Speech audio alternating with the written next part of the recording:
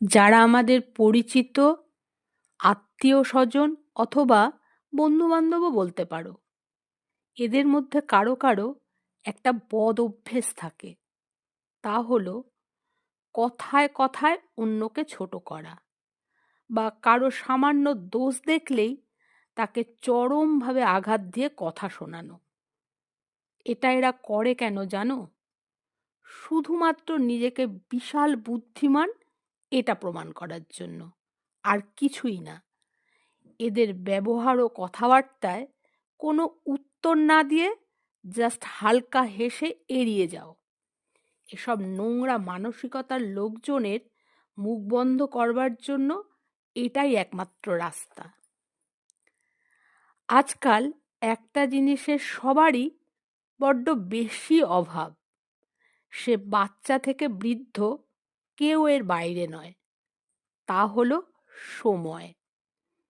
প্রত্যেকের এমন একটা ভাব যেন ব্যস্ততার শেষ নেই। আসলে আজকাল মানুষ এতটাই শুধুমাত্র নিজের বিষয়গুলো বুঝতে শিখে গেছে না, যে অন্য কারো জন্য সময় বের করে উঠতে পারে না। জানি না ভালোবাসা কখনো দেখে বুঝে শুনে হয় কি না, তবুও বলবো মিথ্যে ভালোবাসায় কখনো জড়িও না নিজেকে।